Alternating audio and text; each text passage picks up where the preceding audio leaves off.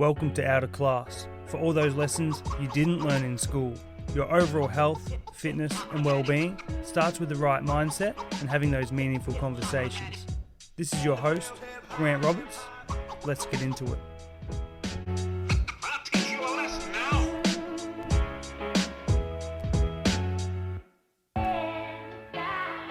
What is up, everybody? Welcome to the Outta Class Podcast. If this is your first time, welcome. I hope you find this podcast entertaining and educational. And for those return listeners, welcome back. I appreciate you, and I'm glad you're getting something out of the podcast. If nothing else, a little bit of entertainment and listening to my beautiful voice.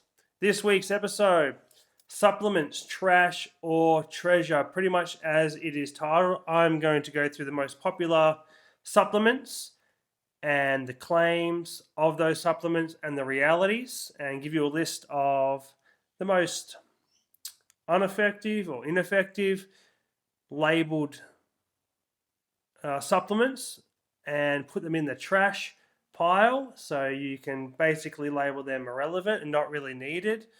In saying that, there is obviously specific individuals that will need supplementation for different reasons. Maybe some of these that I put in the trash pile, but I will give reasoning behind putting them in that category of trash, and then I will give you the treasures of supplementation too, so you can decide what is best for you and the reasons behind why some claims are made and the science behind it. So you can come up with your own opinion, maybe even go and do some research yourself, but I'll give you the best information I can as always, which is what this podcast is all about. So getting started, the first one in the trash category is branched chain amino acids. You would have heard of them before if you're in the health and fitness industry, BCAAs, which is short for branched chain amino acids, as I said. So branched chain amino acids they contain the three main amino acids for protein synthesis, muscle building, muscle repair, which are valine, isoleucine, and leucine. Claims that it builds muscle, claims that it helps build strength, even claims of fat loss, aid, and also claims it increases muscle protein synthesis and decreases delayed onset muscle soreness. Now, you can scratch out all those claims if you were getting enough protein and pretty much put your branched chain amino acids in the trash because they are irrelevant and not needed. If you were getting enough protein, adequate protein intake throughout the day, then you are getting all those essential amino acids you need for muscle repair, strength, and improvement, and preventing delayed onset muscle soreness. In saying that, I got sucked in years ago, and I know a lot of people competing might get sucked into this, having it as like an intra workout, sipping on it. Tastes good, but if you're getting enough protein, then you don't need it. Even those in extreme caloric deficits, competing in competitions, should be, if they're not, getting enough protein anyway and prioritizing their protein intake. So it's very rare that if you were getting enough protein that you would need to supplement with branched chain amino acids. And then in saying that, if you're supplementing with branched chain amino acids, it means you're not eating enough protein. So just eat enough protein, save your money on branched chain amino acids. We're going to move on from that. Second one, arginine or arginine, again, is an amino acid. And most claims around arginine supplementation are built on a foundational axis that arginine is a precursor to nitric oxide production. So basically producing more blood flow throughout the body, especially in an anabolic environment like strength training, for example. While it's true that arginine or arginine is a precursor to nitric oxide, oral arginine, so taking it in powder form or in tablets like most supplements are sold to us, has poor bioavailability and is mostly extracted by the splanchnic tissues, and arginine supplementation does not reliably raise nitric oxide levels as claimed or improve blood flow if you really look into the science. So another one that isn't really essential, especially when it comes to your nutrient needs. It's more of a very smart marketed supplement, I would say, when it comes to what it actually does for you and the benefits of it. It's just smart marketing overall. There's claims that it can, like I said, help build muscle and enhance strength, when the reality is research consistently shows it does neither. There are very few direct studies on muscle growth and muscle growth. There's a new word for you. Muscle growth and the effect of arginine. And there's just very limited information or really good research and data behind how effective it is. And again, I'm just going to conclude and say, being an amino acid, if you are getting enough protein in your diet, the essential amino acids for muscle building and protein synthesis, you're eating enough protein, you don't need an isolated amino acid like this, regardless of the claims. Another amino acid, and you will see a theme here: arginine, glutamine, mean. If it ends in I-N-E a lot of the time, it is usually an amino acid when it comes to talking about supplementation. So there's about 20 amino acids ending in I-N-E, and these are a few of them. And you can obviously see why they are marketed, because companies are very smart in putting papers and research together on the functions and the mechanics of these amino acids, and then saying that you need them to assist in something specifically, when at the end of the day you don't actually need them. But why not make it sound like you do and get some money? Glutamine is the most abundant amino acid in the body. So this is the third one. Glutamine is considered conditionally essential. I'm doing that with an air quote if you're not watching, meaning the body normally produces enough, but requirements may increase during severe illness, injury, burns, or major surgery. So unless you have severe illness, some kind of injury that is serious enough, some major burns, or a major surgery, you might need an increased intake of glutamine temporarily, I would say, in regards to that. So it is not something you essentially need, again, if you are eating a high protein, nutrient dense diet. I'm going to keep going back to that point, because I'm just showing that a lot of time we have a lot of these supplements, or rely on supplements, or buy supplements and waste our money on these products, when we can simply get a balanced diet, eat the right things, and get all the benefits that we need for free. So glutamine, again, has poor bioavailability. It's a gut first metabolism, so metabolized through the stomach, of course, first, means it rarely, if ever, delivers the muscle building or performance benefits promised. So it just doesn't do what, well, science shows it doesn't do what is claimed that it will do or aid with, and the effects of it are overhyped. Okay, the next one. We're going pretty fast with these. I've got two more of these trash in the trash pile. So I've already put 3 in the trash pile. Go back and listen to it. I feel like I'm talking a little bit fast today, but I just don't want this to go too long. As I always say, I want to give you the hard, cold facts and move on to the next topic. This one, hold this close to my heart. I've had many arguments online and in person with people that I call grifters, greedy, selfish, self-proclaimed health and fitness coaches, overall dumbasses who would sell this to people. It just really shows their character. If you're listening to this, you know who you are. Also, this is products like Isogenics or Discover You, weight loss cleanse products. Anything that is claiming it's going to cleanse your body. It causes extreme weight loss very rapidly and fast. Basically, all they're doing is selling you a caloric deficit.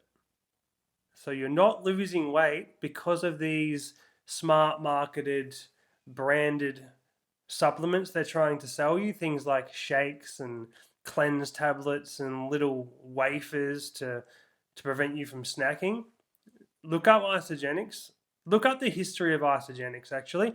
Look at who the founders are and tell me if they look like nutrition experts. That's all I will say. It's very easy for business people with backgrounds in marketing and very successful business-minded people to get doctors and scientists to write something in favor of their supplements. So you can easily pay off these days scientists and doctors to write a paper for you, basically backing your supplements and why they work and all the claims that you are making, which are absolute bullshit. I've done videos on this in the past.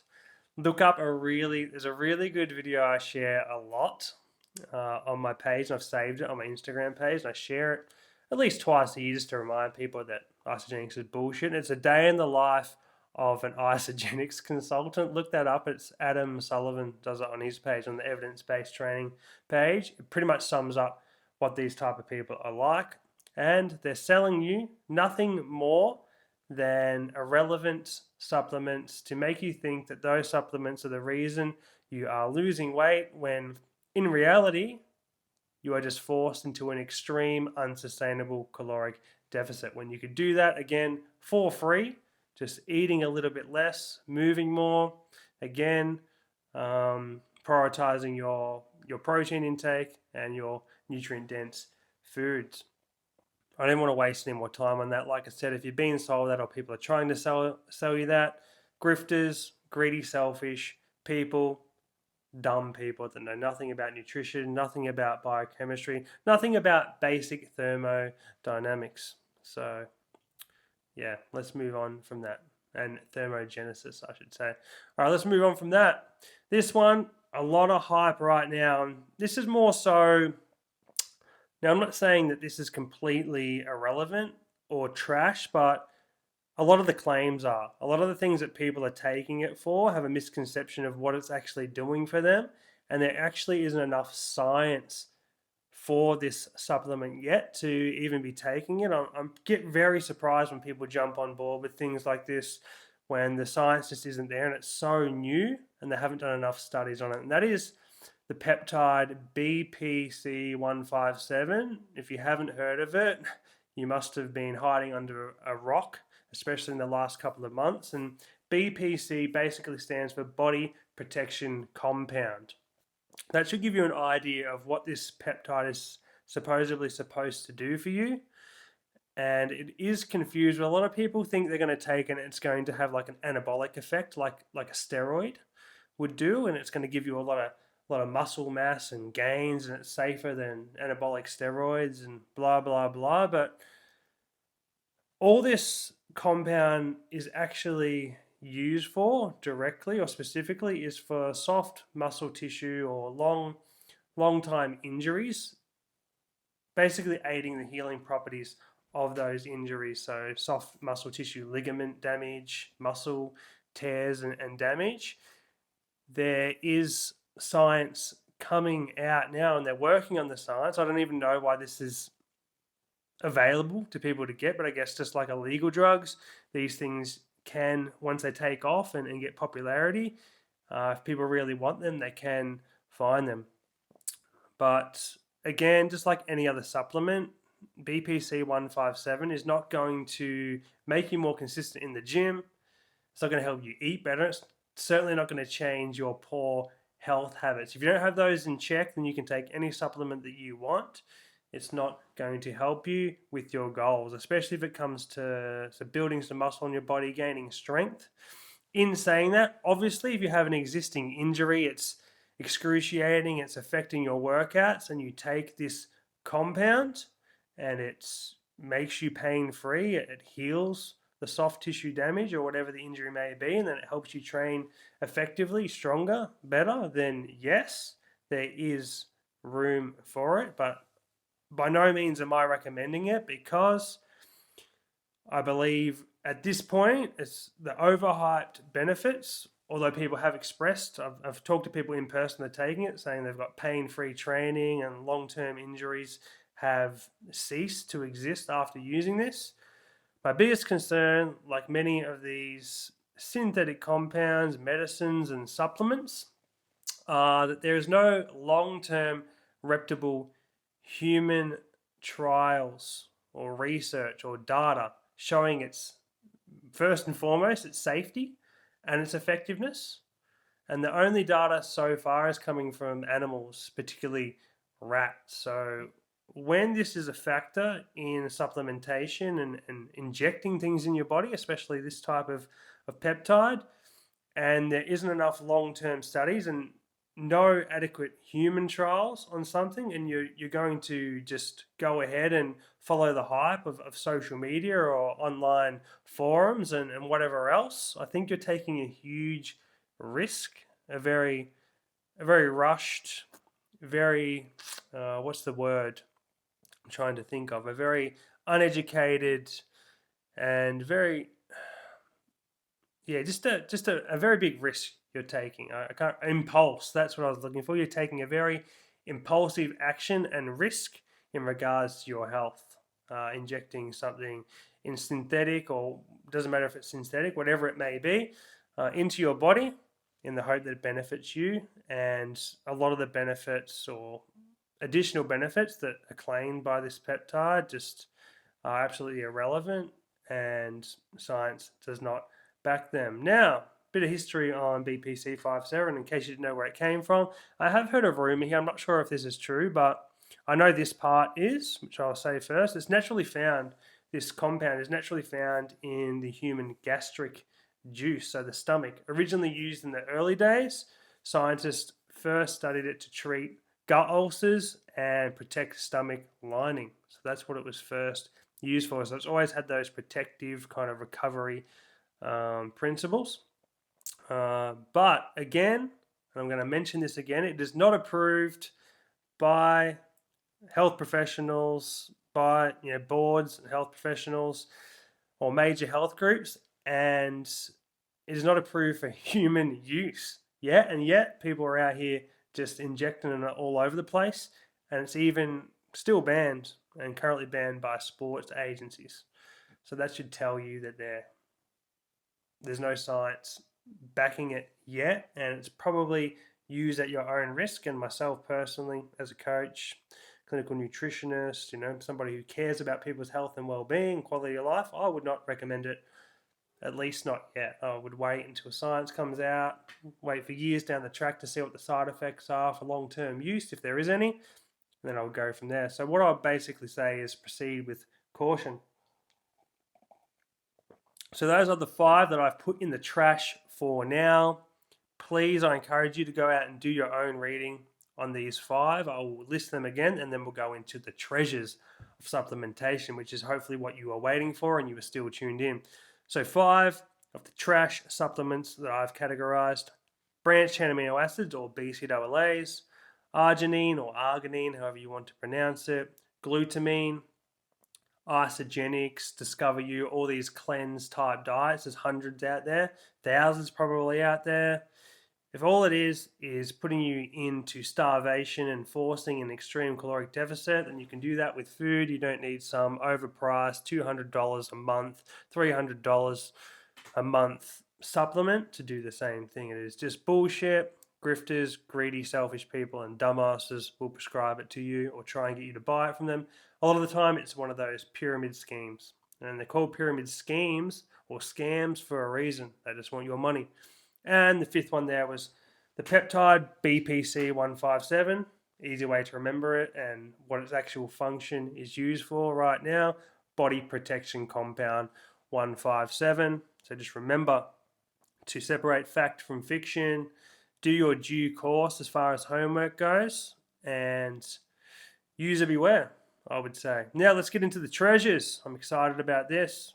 All of these I have in my rotation, except maybe 2, but I should probably start taking the last 2, which I will mention. First one, would have heard of this one, and no surprise, it is in here, and that is whey protein. Supports muscle growth. Growth, that's a new word. Growth. Supports muscle growth.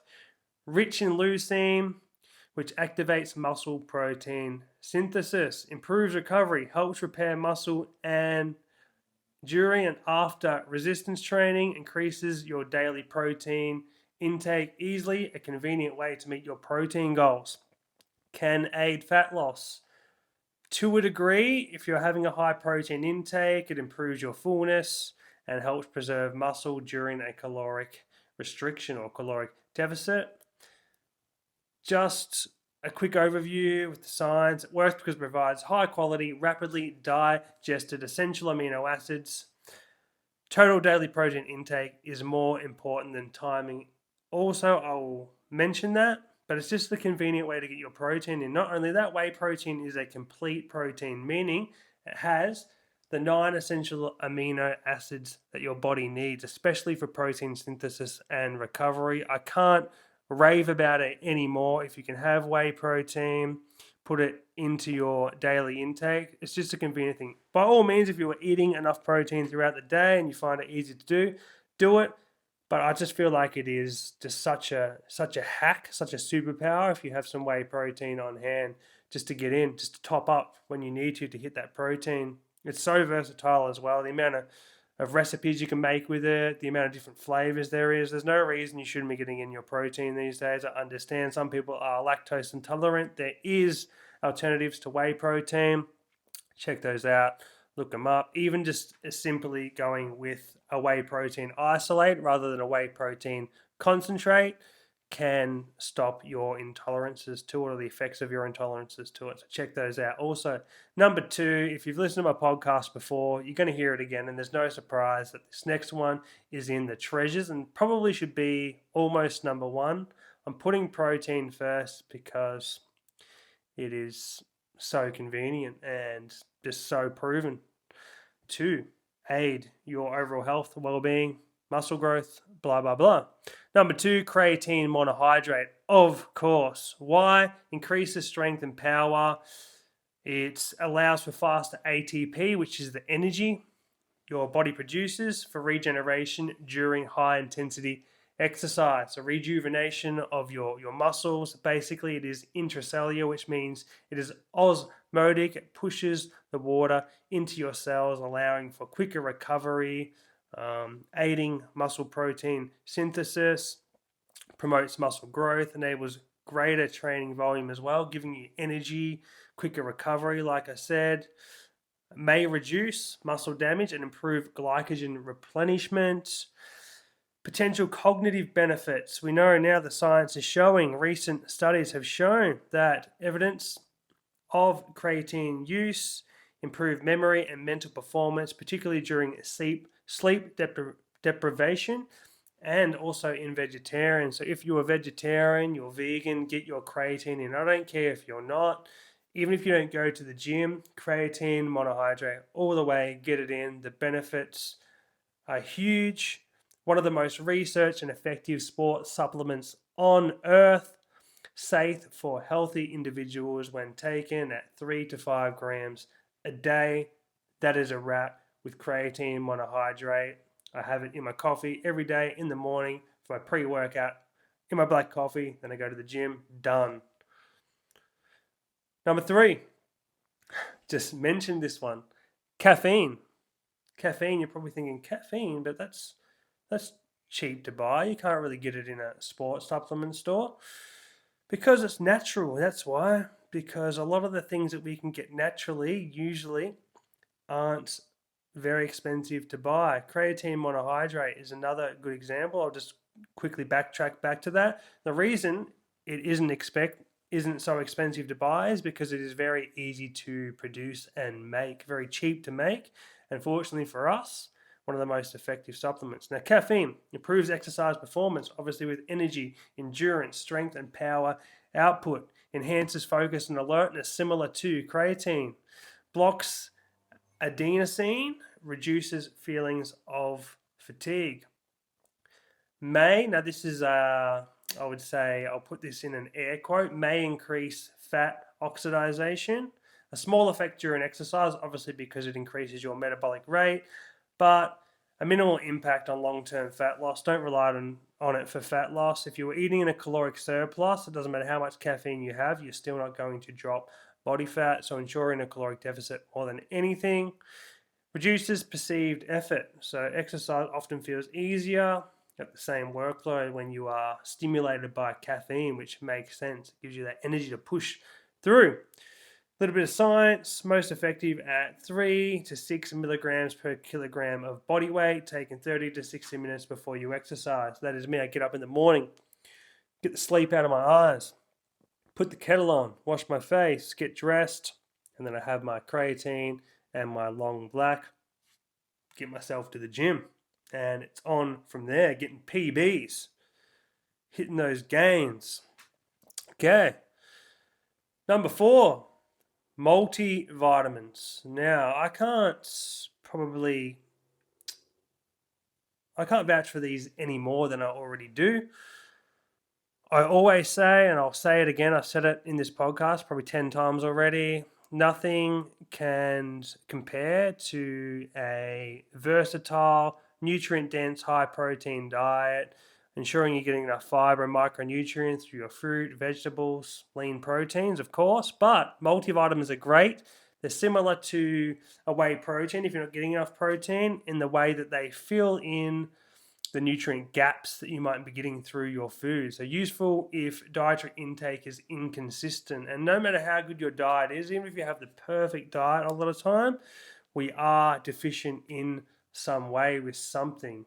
We definitely are. Not even genetically, we can be deficient in some way. So we need some kind of supplementation or a top up to ensure we're getting everything we need, our essential vitamins and minerals for overall adequate and optimum function. Supports normal immune function. I can't even pronounce things today. Immune function. Provides vitamins and minerals required for immune health. Supports normal metabolism.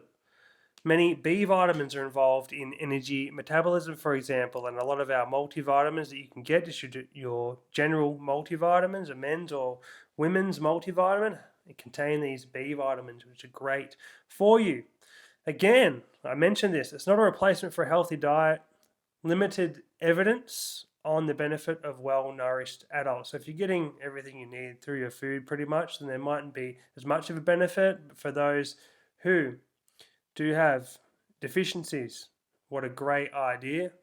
Science best viewed as insurance. This is what I call it. I call it the insurance policy of our nutritional habits and our daily intake against deficiencies rather than a performance enhancer. So don't rely on them completely. Always try and eat nutritious, delicious, nutrient-dense foods first, and then use your multivitamin as an insurance policy, topping up on the things that you are missing out on. Let's move on from this. I'm killing this podcast. I feel like I'm just getting through it, not going on and on too much, and getting you the information you need. You can always rewind. You can always do your own study on this, like I said, but I'm just giving you the facts, cold, hard facts. Now, I kind of group these two together for reasons of the benefits of them, and I personally don't take these yet, but I will look into taking them at some point, especially as I get a little bit older also. And they are melatonin and magnesium. So melatonin, if you have heard of it, you would know it relates to helping you fall asleep faster. It's like a sleep aid. It regulates the body's sleep-wake cycle, helps you relax. Useful for jet lag or shift work also, and helps reset your circadian rhythm, so your natural sleep rhythm. The science behind it, just quickly, I'm not going to delve too deep into the science, but just what science says is it is most effective when sleep problems are due to circadian timing rather than general insomnia. So low doses of 0.3 to 3 milligrams are often sufficient with melatonin. Again, I'm just giving you the quick facts, a little bit of science behind them. In saying that, let's move on to the second one. So I've probably put 6 there. I've snuck in 6 for the treasures, but I thought they were the most essential, so I added magnesium as well as melatonin. So magnesium obviously corrects magnesium deficiency. That's what a supplement is for, to top up where you are deficient. Important for muscle, nerve, and heart function. A lot of people use this, especially those in like contact sports or very wear and tear type sports. Magnesium is great for recovery. Great for, nerve and heart function, may even improve sleep. That's why I've put it in here. Mainly in people who are deficient again or have poor magnesium status. So again, topping up if you are not getting enough magnesium in your diet or you are deficient naturally, great for that. Supports normal muscle and nerve function. Involved in over 300 enzyme reactions. You're probably thinking, what is an enzyme? So an enzyme, you almost look at that like a workhorse in your body. If you probably haven't, it's probably listening to this, but if you look into biochemistry and how the body works chemically, enzymes are super important for the body. Moving around, doing its thing. I don't want to get into specifics on what they do, but pretty crazy when you think about that. It's involved in over 300 enzyme reactions. So very cool as far as magnesium goes and its benefits. Again, quickly, strong evidence for treating deficiency. As I've said, benefits for sleep and cramps in people with adequate magnesium.